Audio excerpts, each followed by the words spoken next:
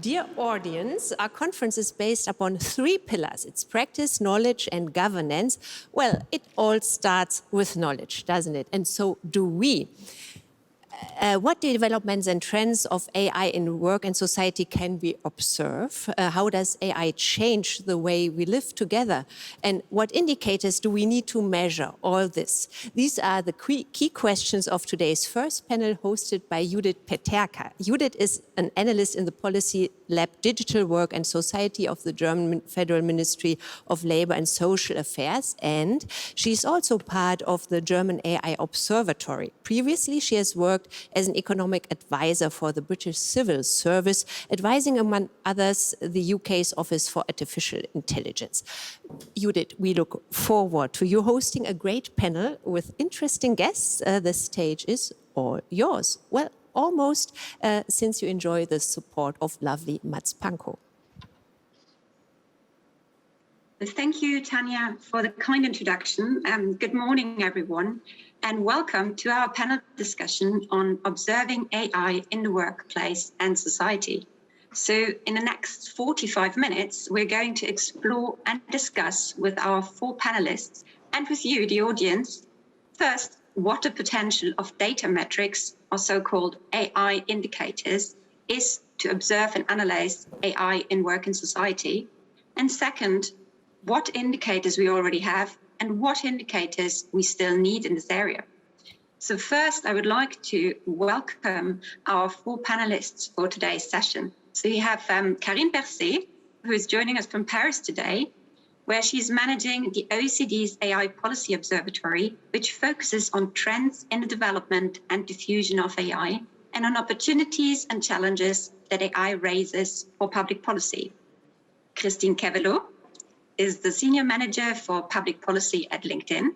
She heads the LinkedIn's Economic Graph program in the German-speaking region and works with governments, international organizations, research institutes on projects relating to the labor market. Per Dozenovic is a research assistant and PhD student at the University of Düsseldorf and part of the Artificial Intelligence Opinion Monitor project, or short, MEMO-KI.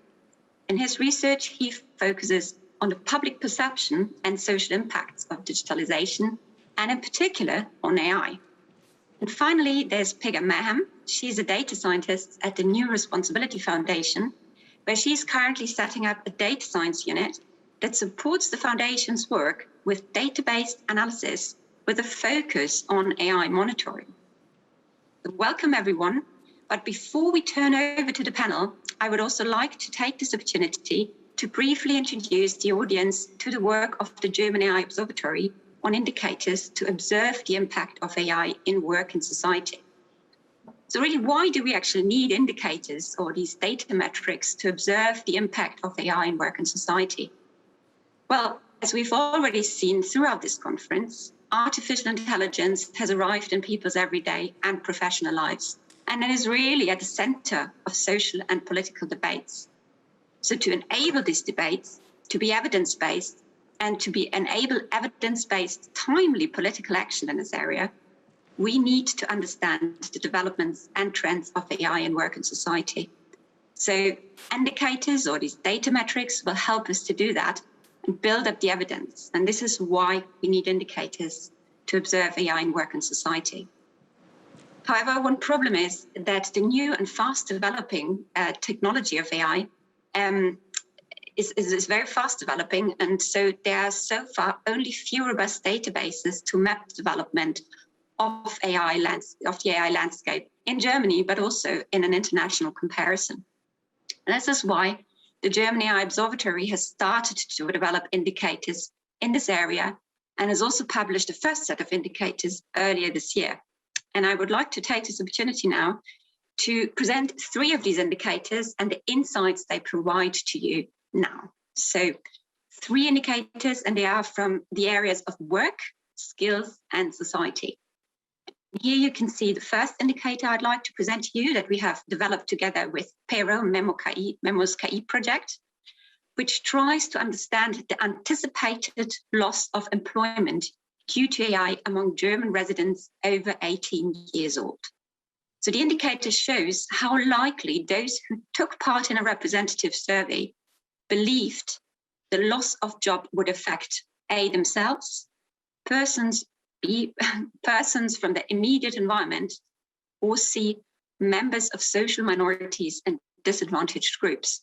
And interestingly, contrary to a thesis that many people fear losing their jobs, this indicator shows that the majority of those surveyed do not expect to lose their job in the next 5 years. And there were even 11% of those questions who suspect that more new jobs will be created than replaced. So the second indicator, I need to click here through. Oh. So, which is it now. The second indicator, which we developed with Christine's team at LinkedIn, is called Relative Penetration of AI Skills in OECD countries. And it looks at how widespread AI skills in Germany are in relative comparison to other OECD countries. It shows that LinkedIn users in Germany specify AI skills 1.58 times as frequently as the OECD average. So compared with other countries, Germany is therefore in second place behind the US, but ahead of Israel, Canada, South Africa, South Korea, Japan, and the United Kingdom and France. So this suggests that Germany is comparatively well positioned internationally with regards to AI skills, but has some catching up to do with the US. And finally,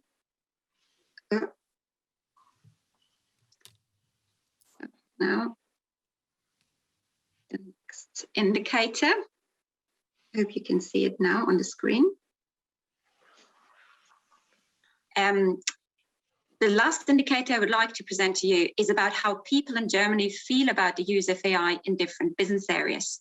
So we've also developed this, Paris team has also developed this indicator. This indicator clearly shows that there are different assessments of AI solutions across different areas of application.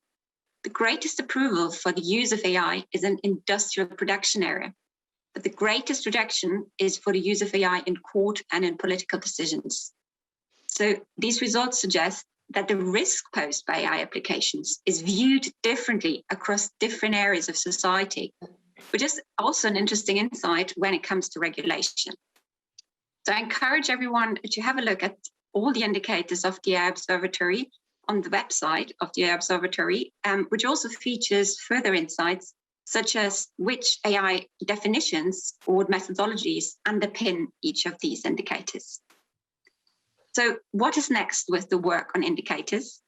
The German AI Observatory is planning to continuously develop this first set of indicators with our partners. And therefore, I'm particularly looking forward to today to discuss with the panel, but also with you, the audience, ideas how the German AI Observatory can further develop its work on the indicators. And so for the audience to provide comments and feedbacks and ideas, please use the Slido link that you can just find underneath this live stream. The password is #KICO2021. There will be a question, an open question that you can answer, and let us know really anything you might want to suggest. So new indicators that we should be thinking about developing, for example, career pathways in AI careers, or new data sets we should look into, or any other ideas you think we should consider. And I'd like to thank you in advance for your input, as this will not only stimulate the discussion today, but will also support our work on indicators going forward. So now I would like to turn to the panel, and I would like to ask a first question to Pega Mahem from the New Responsibility Foundation, who we have organized with the Federal Ministry together last year an expert workshop to discuss the potential of AI indicators. Pega, what are your thoughts on why we should be using indicators to measure AI trends in work and society? Thank you, Judith, for the introduction and having me here. And I think your question is quite crucial, as it is the backbone of the motivation of us working on indicators. And I think there are two components when answering that question. I think one component is understanding how AI indicators and monitoring can actually help predicting the future developments of AI. And the second question is, well, why is it so useful for governance and policy to have better predictions of AI and the future? So for the first question, I think the underlying idea is that, well, if you have mechanisms that were valid in the past and that resulted into a specific trend in the past, it's quite likely that these underlying mechanisms will continue into the present and the future. So looking deeper into the trends of the past help predicting the trends of the future.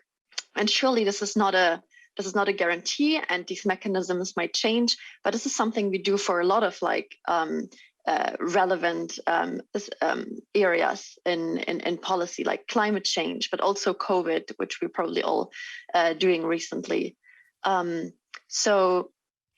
And additionally, using data-based indicators to expert opinions can help getting a broader data set, making there's less bias in just using maybe anecdotal local evidence. So given that we really want to help us use anything predicting the future better, this is an important tool in a set of tools that we have. And the second part is, well, why is it so important? And this is something you've already mentioned, to have a better prediction of the future. And I think especially when it comes to the potential for work in society, it's a lot about, for example, retraining, the disruption of the workforce, which usually leads to big disruptions in society as well if we don't manage to get people all on board and make sure no one is disenfranchised or left behind.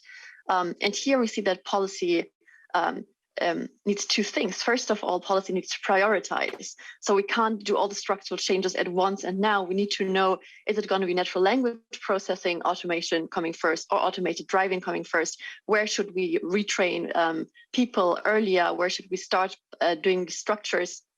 So prioritization is one aspect. And the second one is what you mentioned, the time ahead. We can't just react when it's too late. We need to do this in advance. And I think these indicators and monitoring have a big potential to help us doing this. Wonderful. Thank you, Pega, for your insights.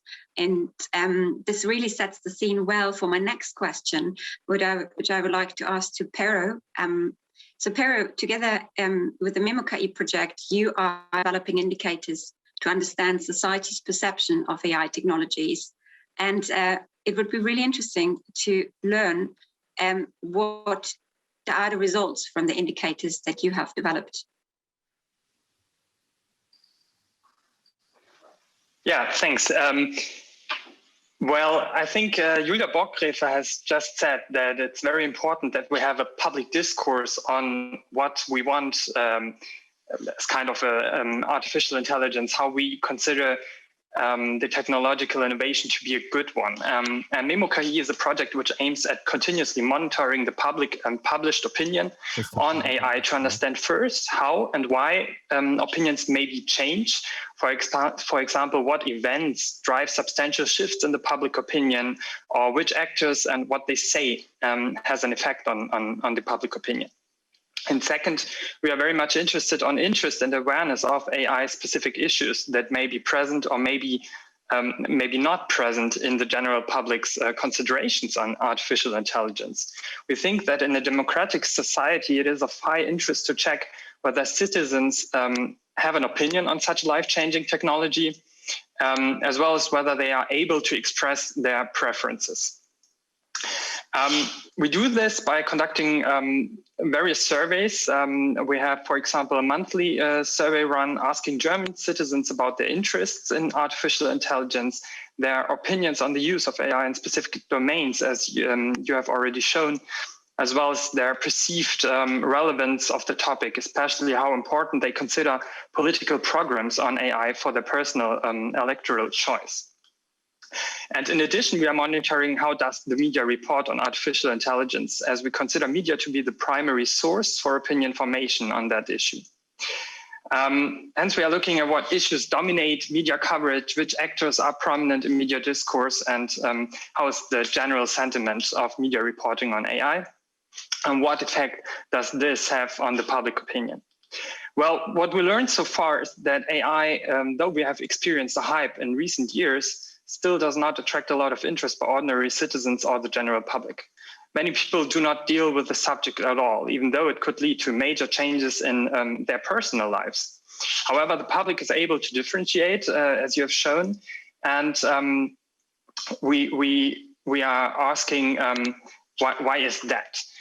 So we still have no answers on why industrial production is, or AI industrial production is so welcome. Which may be surprising, as this is an area where many jobs are endangered. So we are still looking at and trying to deepen this. Last year in September, we have conducted a survey on AI in the workplace together with the AI Observatory, and what we found was quite surprising, because there is a myth that the people fear AI as a danger for their workplace. However, we couldn't find this. Nor for the personal job security, nor for an expectation of mass unemployment that may be induced by artificial intelligence. Furthermore, we see that it is data security or potential surveillance in the workplace that has been expected as problematic, and rather not an overload by the changes AI may induce, or fear that competencies for handling the changing tasks will no longer be sufficient or for the employees. So what we look are the public perceptions of what AI may have consequences, and this is not what is correct or what is wrong, but what people think and feel about artificial intelligence.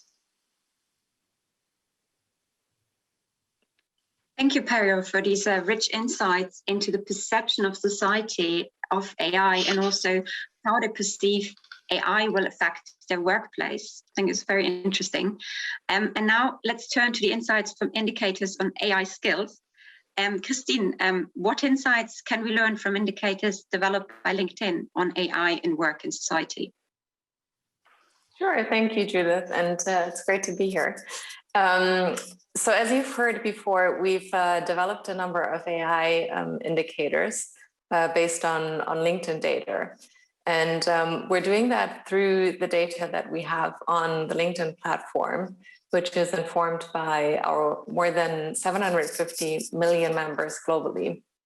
And as these members add skills to their profiles and change jobs, change locations, etc., we get a very good insight into the trends and developments of the labor market. And obviously AI is one of the key trends that we can observe through LinkedIn. So what insights do we have on the area of AI? So first, what we've done is we've defined AI talent based on the skills and the job titles of our members. And through that, we can count the number of AI talent in a country or an industry or a location, and we can compare that globally. And as Judith has mentioned before, Germany is not doing too badly on that, actually. So we've got quite a high AI skills penetration in Germany, and we also have quite a high number of AI talent in Germany. And then another finding that our data can show us is that there's a massive lack of diversity in AI talent and in new emerging technologies overall. So globally, what we're seeing is that below 30%, so less than a third of all AI talent globally is female. And in Germany, that number is actually even lower. It's at 21%, which is the lowest number of all of the countries that we've compared in this data set. And this lack of diversity or gender diversity is a massive problem because of two reasons in particular. One is that this is a growing area in the labor market. So there's a large number of jobs that are being added, and we can see that on LinkedIn, every year in the area of AI. And often these are well-paid jobs. So it's a great opportunity in the labor market, but we can see from our data that not everybody has access to these opportunities. And that, of course, is a growing problem. And then the second reason for this being such a significant problem is that these AI roles often shape our society quite significantly. And that is through the products and the services they develop, and the way we use these products and services. And it's important that these products and services are developed for everybody in our society, and not just by men or by a certain segment in the labor market. So, and I think to achieve that, this diversity in the product and services, we need to have more women in AI and generally more diversity in AI. And yeah, and as I mentioned, I mean, gender is just one dimension of diversity. There's a lot of other dimensions, such as, for example, the educational background. And we can see that, especially in AI roles, it's not only through formal education that these skills are acquired, but it's also a lot through on-the-job training, through informal training, etc. And I think that is areas that we need to look at more closely. And this is just one example of how a LinkedIn developed indicator on AI can help us to understand the AI landscape and to contribute to that AI cartography that Minister Heil mentioned last year at the opening of the AI Observatory. And what we're hoping at LinkedIn is that these insights will really help to inform decisions on especially education and skilling, which is so important, as Pega mentioned earlier. So yeah, really excited to be part of the AI Observatory. Thank you, Christine, and thank you particularly for the insights on the diversity of the AI workforce, which I think is particularly important to look at. So now I'd like to turn to Karin. And Karin, the OECD AI Policy Observatory has also developed several AI indicators. So what are the challenges in developing AI indicators, and how can these be tackled? Thank you, Judith. Yes, we've faced, I'd say, 3 large types of challenges in developing indicators for OECD.ai. And I'm going to echo many of the points that Pega, Christine, and you and others made. First of all is the lack of official data. Can you still hear me? I'm sorry, I have a computer issue. Can you still hear me? Yes, we can still hear you. I'm sorry, I'm not sure what happened with my computer. First, sorry about this. First is the lack of official data. There's hardly any international comparable data, official data on AI development, which is a big issue for us as the OECD. Many of these AI developments are not yet being captured by administrative data, which from National Statistical Office. And so what we've had to do is use proxies from less conventional data sources to show trends in AI research, in development, in investment in AI, in AI skills, AI use, interest in AI, media coverage of AI, perception of AI, etc. And our goal is to show what is happening in the AI ecosystem from as many different vantage points as possible, bearing in mind that one vantage point is not going to give us a big picture. So the idea is to collect as many indicators from as many vantage points, such that we can obtain this big picture view of what is happening. And this requires partnerships. And there are challenges to gain access to high quality, relevant and global data, like GitHub, for example, for software development, because GitHub has a lot of relevant data on AI software, but its business is to be a repository for software and not to be a data provider nor to share data. So we've been building partnerships with academic, nonprofit, and private sector companies, actors like GitHub, as I mentioned, but also LinkedIn and Christine and her team, Event Registry, Microsoft Academic Graph, and others. And related to this, to these partnerships, timeliness of the data is a really important consideration and challenge for us because as you said, Judith, at the outset, things are moving so fast. And our goal on OECD.ai is to provide real-time data that can show policymakers what is happening right now and in the past few months, not what was happening years ago, because the technology and developments are moving very fast. And that means real-time data and very frequent processing so that the data, the indicators that we have and visualizations that we have online are very recent. So that, and then the second big type of challenge we've faced, and I think this is going to be true for everyone, pertains to defining AI. And AI is a general purpose technology, and different actors are using different definitions of AI or no definition. And these definitions don't necessarily match our definition. So for each data source, we have had to adapt the queries and parameters to try to ensure we're comparing apples to apples as we build up these indicators. And a directly related challenge to that is that AI itself is not static. The technologies are evolving and AI concepts evolve over time. So we're currently using machine learning models to try to capture this evolution in real-time data sets on OECD.ai. And so we're doing that, for example, with indicators on AI research. What is considered to be AI research is evolving, and on AI skills demand from live job postings, for example, with Adzuna. And then the third challenge, which is quite significant, is that data on some topics, like, for example, AI computing capacity, which is a really key enabler for AI, does not actually currently exist, or it exists in a very distributed manner in private companies who are on competitive markets and that may have little incentive to share, at least on an individual company level.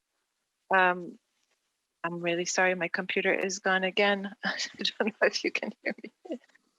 I wish I understood what was happening. So this third challenge is a significant one, and in this case, for example, the computing capacity, we've had to build up internationally comparable indicators almost entirely from scratch. So we just launched, for example, an OECD task force on AI compute to help policymakers understand what is their domestic AI compute capacity and help inform policy and investments in this area. So those are our three kind of buckets of challenges. Thank you. Thank you very much, Karin. And as we've heard, the AI landscape is a very nebulous field, as we often say, but as we're all together doing a lot to lighten it up and find ways to understand better. And thank you for outlining how you're doing that at the OECD's AI Policy Observatory. I would like now to have a quick look at the first results that have come in via the Slido poll. And for that, I would like to hand over to Mats, who will be able to tell us more about that. Hello, Judith. Hello, everyone. Here from the Elizabeth Church in Berlin. I'm at the social media terminal, so to speak, and I have a look at the poll you just started a few minutes ago. You asked for participation, and I think you got it. We have 12 suggestions for themes or topics the German AI Observatory should develop indicators for in the future. And it's quite a lot of work to do for you, I guess, but I'd like to outline, a few of them. I'd like to, which I think fit the conference topic quite closely. And one of them is co-determination processes. So there is a wish for indicators for co-determination processes in organizations. And I like this point because we've been talking about this topic yesterday a lot, and obviously everybody's promising co-determination, but who is actually keeping up with their promise and how can you measure that? I don't know if you just want to react to that, or if I should just drop a few more of the suggested topics, Judith. If you could maybe say one or two more, and then we move on with the panel. Okay, so let's do it like that. Inclusion is a big topic in this conference as well, especially since there's a concern that people with disabilities might eventually get disconnected from the labor market completely due to the introduction of AI technologies. So maybe that's a topic you should have a look at. And of course, the reduction of work hours, not in the sense of like increasing productivity to increase the shareholder value or something, but more of in release for the employees. That's the 3 points I want to outline from the poll. Thank you.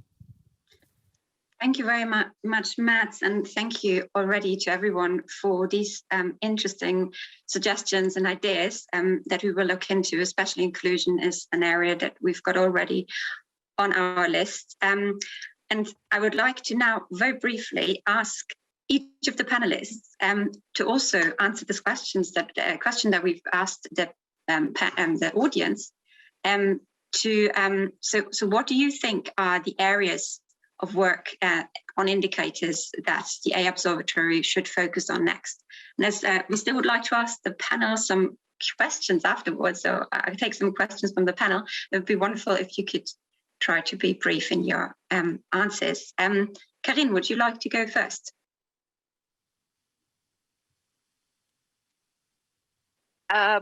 Sure. Again, I'm sorry, I'm having a little computer issue.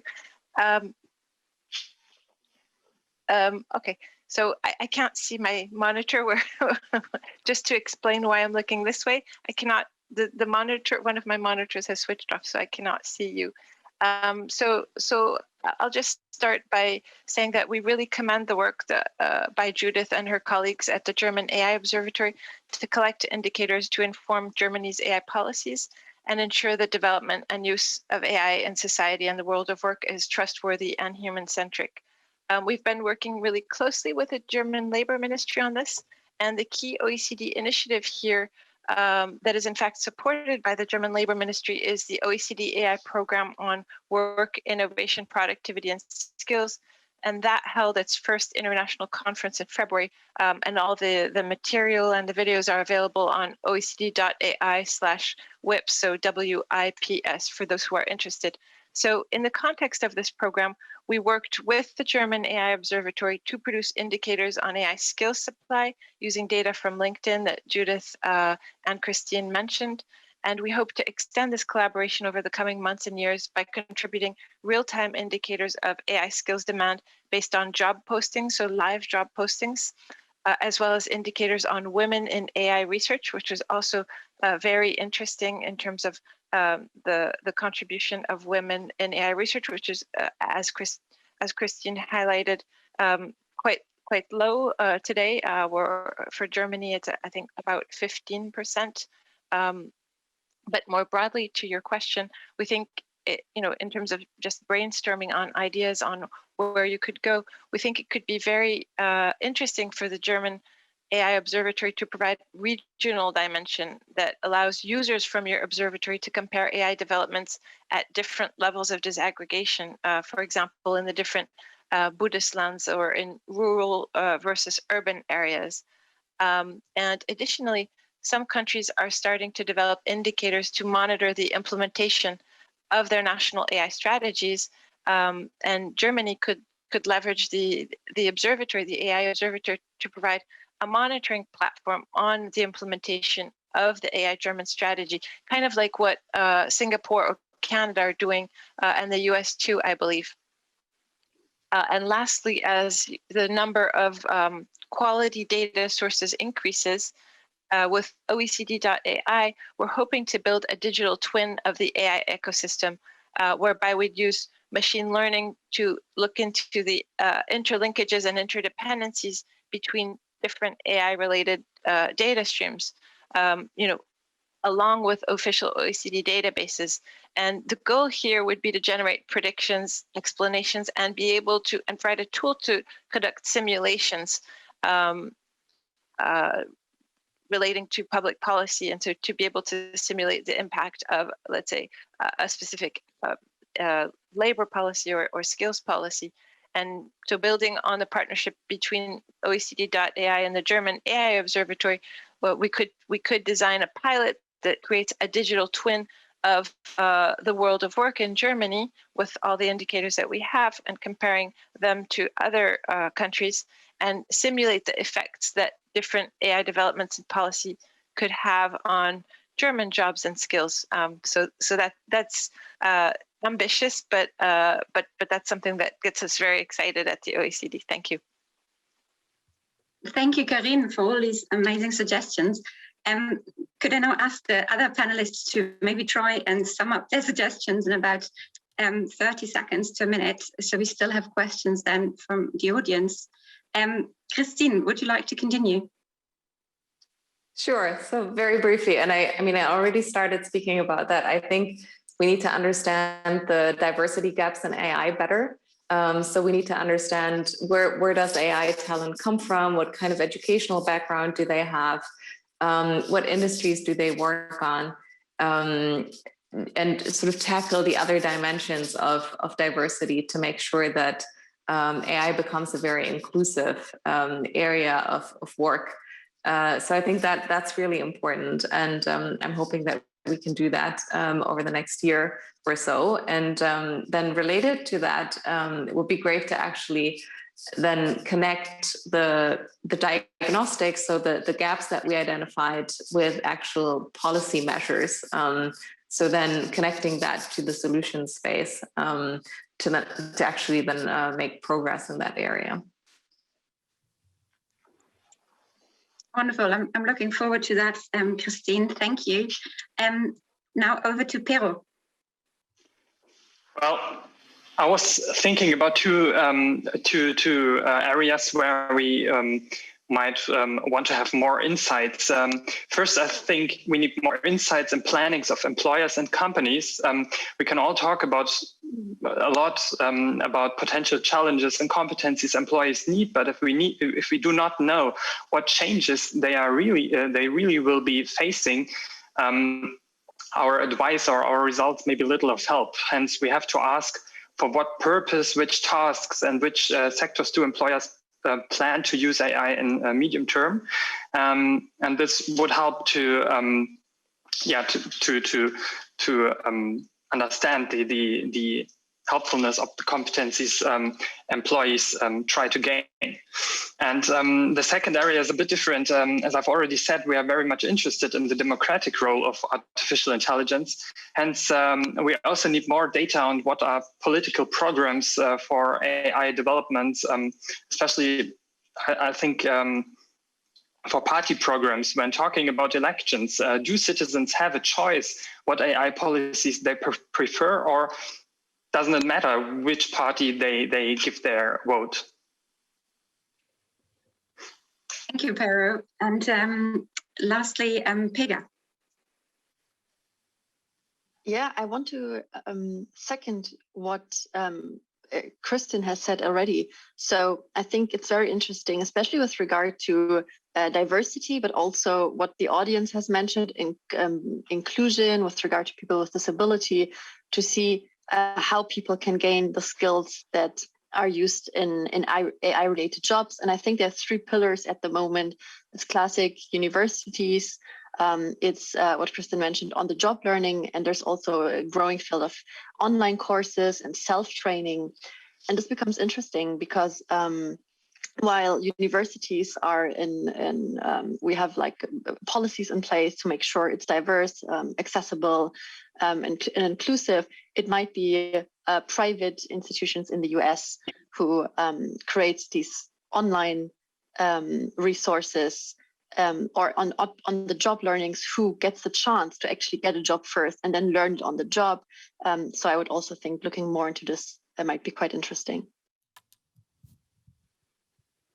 Thanks, Pega, and thanks to all the panelists for your great suggestions, and we will definitely be in touch about this and follow up. I would like now to, I think we've got time for one question from the audience, and I would like to hand over to Matt to give us one question. Okay, this is a hard one. I have a few, but I'll try to stick to one. So there's one larger question, so you get a larger one, and this is Ina Kawinke asking, you have already discussed the potential of indicators and some of the challenges in developing AI indicators, but where are the limitations for indicators to monitor the AI landscape? And I'm really interested in that as well. So.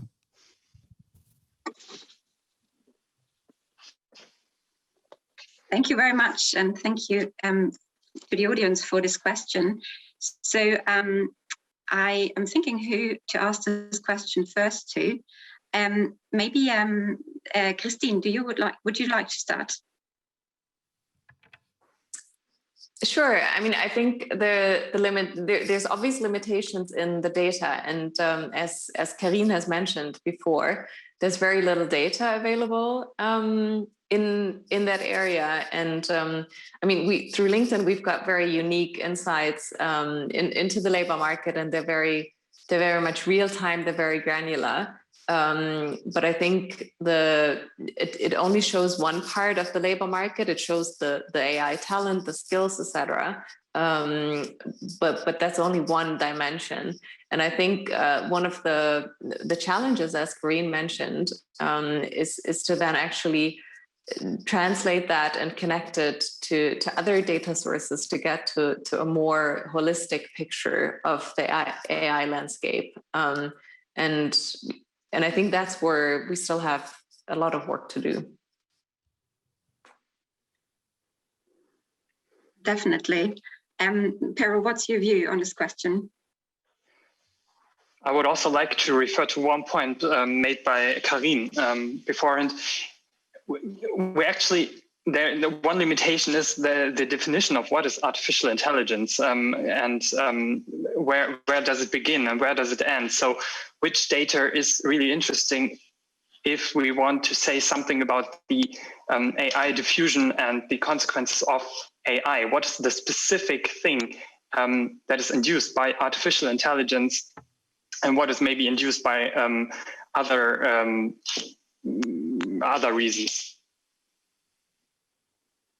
Thank you, Perry. I agree with this. The definition of AI is really a very tricky topic because there's so many out there, and the technology is not just one technology, but really many technologies. And I know that the Commission for Artificial Intelligence at the German Bundestag has argued for 2 years about the right definition. So this is definitely also a challenge when you would like to measure AI, when you actually need a definition. Maybe we do actually have time for one more question. Mats, do you have another question for us from the audience? Yes, absolutely. And you'll get two, even though you asked for one, because it's just short and direct questions. There's one to Christine Kivelo, because you mentioned AI skills, and Florian Dumpert would be interested you to explicit a little more. What are these skills you've been talking about? And Florian is interested in a second thing you just mentioned, the question about data. And so he's asking Karine Persé at the OECD, which so far non-existing data about AI from national statistical institutes would you be interested in? And what does real time mean in the connection to data, like in a daily or in a monthly sense? That's the two short questions I'd like to give you. Thank you. So we've only got a couple of minutes left, but I would first hand over again to Christine to answer the first part of the question. Sure, that's a good question. So we've got a team of taxonomists at LinkedIn that define which skills are AI skills. And on LinkedIn, we have about 35,000 standardized skills that members can add to their profiles, which we can then analyze. And the definition of AI skills actually constantly changes and is evolving as members add new AI skills to their profiles. And as Karin mentioned before, especially the areas of emerging technologies such as AI are very dynamic. And so our definition of these skills actually changes over time as well. And I think that's one of the advantages that we have with the LinkedIn data, that the data is so dynamic and we can pick up more or less in real time. Of course, there's a somewhat of a delay, but we can pick up these new trends in AI skills as well. So that definition is not static at all. Thank you very much, Christine. And I'm afraid we've run out of time for this panel. So thank you, first of all, for all the questions from the audience. But there will be more time, actually, to ask further questions. I would like to take this question that Florian asked to the WonderMe space, which we can all join now after this session for another 15 minutes for some more informal discussion.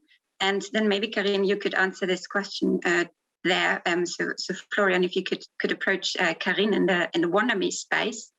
And thank you very much to all the panelists for the insights you've shared with us today. And also a big thank you to the audience for your participation in the Slido poll. This will really help to support the ongoing work on indicators of the German AI Observatory. And also thank you for the great questions that you posted online. And with this, I hand over back to Tanya. Thank you very much again to everyone.